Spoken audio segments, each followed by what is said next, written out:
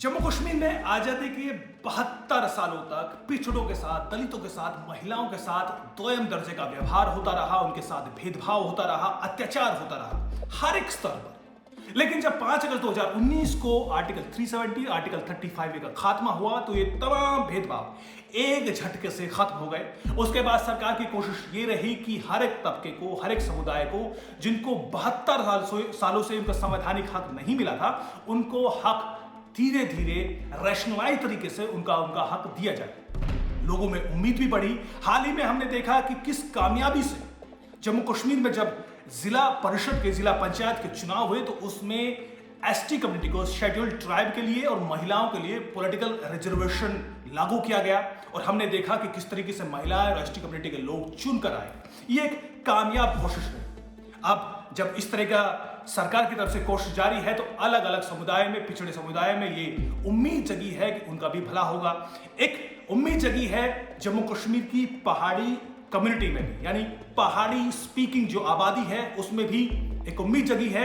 उनकी लगभग 3 दशकों से एक मांग रही है। मांग है कि पहाड़ी कम्युनिटी को शेड्यूल्ड ट्राइब यानी एसटी का स्टेटस दिया जाए।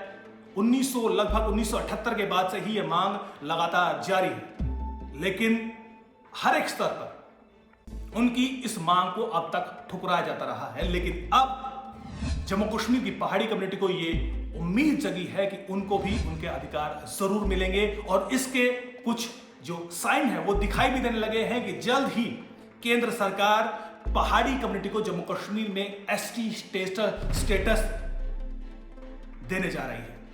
क्या है पूरा मुद्दा, हम समझने की कोशिश करते हैं। दरअसल पहाड़ी कम्युनिटी जम्मू कश्मीर की वो कम्युनिटी है जो कि पीर पंजाल रेंज के फुट हिल्स में, उनके तलहटी और उनके पहाड़ी क्षेत्रों में रहती है।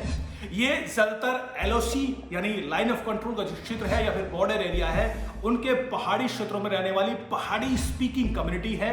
इस पहाड़ी कम्युनिटी में हिंदू भी हैं, मुस्लिम भी हैं। दरअसल ये एक तरीके से देखे जाए तो कॉमन एंसेस्ट्री से बिलोंग करते हैं और ये आइसोलेशन में, जिस तरीके से टफ टेरेन में रहने के कारण कहीं ना कहीं मेन स्ट्रीम सोसाइटी से बेहद अलग हैं, सामाजिक रूप से पिछड़े हुए हैं, माउंटेन डवेलर्स की तरह जीवन यापन करते हैं। पशुपालन या ये कहें कि जंगल फॉरेस्ट ही इनके जीवन यापन का एक बड़ा साधन है।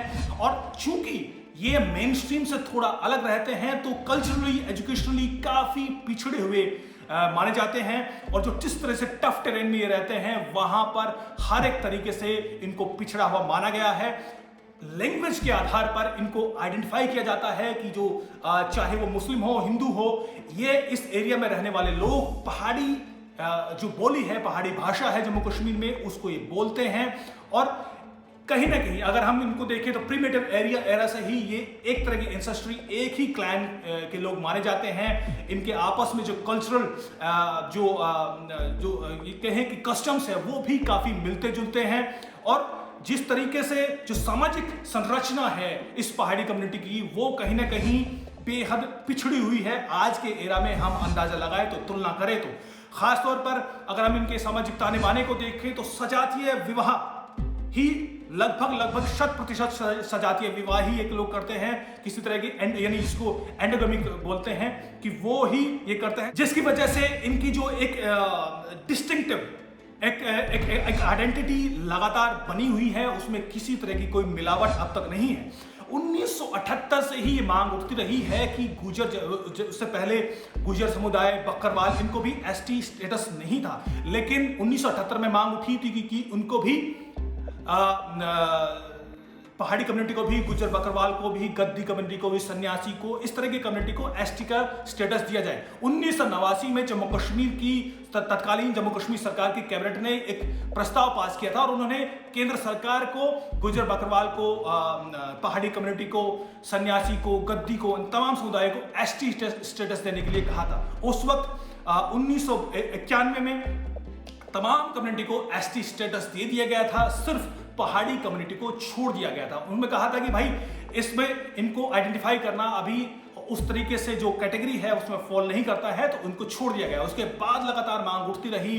2000 के दशक में भी, 1990 के दशक में भी लगातार जो जम्मू कश्मीर की सरकार है केंद्र सरकार को लिखती रही।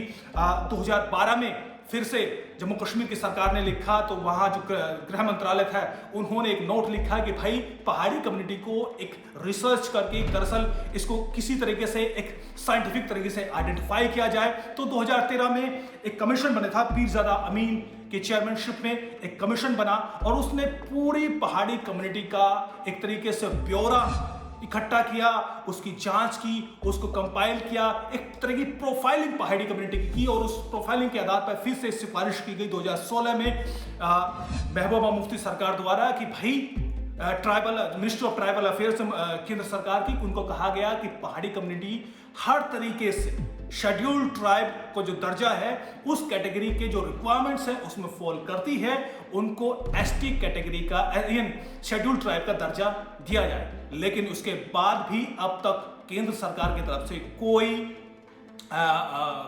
ये कहे कि कोई रद्द-ओ-अमल सामने नहीं आया है। हालांकि एक बड़ा काम हुआ था 2020 में जब जो तत्कालीन लेफ्टिनेंट गवर्नर थे जीसी मुर्मू, उन्होंने पहाड़ी कम्युनिटी को 4% का रिजर्वेशन दिया था। यानी जो मौजूदा रिजर्वेशन है जम्मू कश्मीर में उसमें 4% पहाड़ी कम्युनिटी को अलग से रिजर्वेशन दिया था। उसके बाद कहीं ना कहीं जो पुरानी मांग थी, 3 दशक पुरानी मांग थी, उसमें थोड़ी सी शांति जरूर मिली, उसमें कमी जरूर आई थी इस मांग में, लेकिन फिर से अब ये मांग उठने लगी है।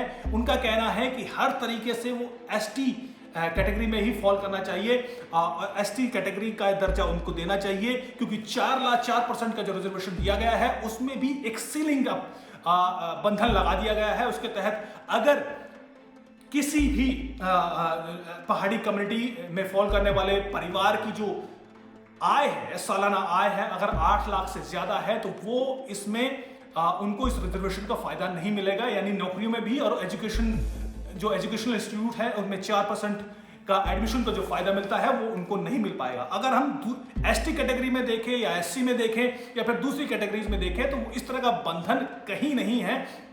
तो खासतौर पर पहाड़ी कम्युनिटी के लिए इस तरह की सालाना आय का बंधन क्यों लगाया गया, ये भी एक तरीके से इस पर भी सवाल लगातार पहाड़ी कम्युनिटी द्वारा खड़े किए जाते रहे हैं। अब सवाल ये भी है कि अगर पहाड़ी कम्युनिटी के लिए 4 साल का रिजर्वेशन है और मौजूद अगर रिजर्वेशन पॉलिसीज के आधार पर जो अलग अलग कैरेक्टराइजेशन जम्मू कश्मीर में किया गया है उसको समझें तो फिलहाल मैं आपको बताऊं कि एससी कैटेगरी के लिए यानी शेड्यूल्ड कास्ट के लिए 8% का रिजर्वेशन है, एसटी के लिए 10% का है, अदर सोशल कास्ट यानी जो ओबीसीज हैं जिनको जम्मू कश्मीर में अदर सोशल कास्ट बोला जाता है उनको 4% है।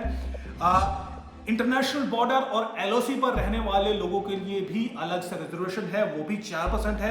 रेजिडेंट्स और बैकवर्ड एरियाज, ये जम्मू कश्मीर में अलग तरीके का रिजर्वेशन है, यानी कुछ एरियाज को बैकवर्ड एरियाज घोषित किया गया है और वहां रहने वाले लोगों को भी रिजर्वेशन दिया गया है। ये लगभग 10% है, ये पहले बहुत ज्यादा था, लगभग 20% था, इसको अब घटाकर 2020 में 10% कर दिया गया था।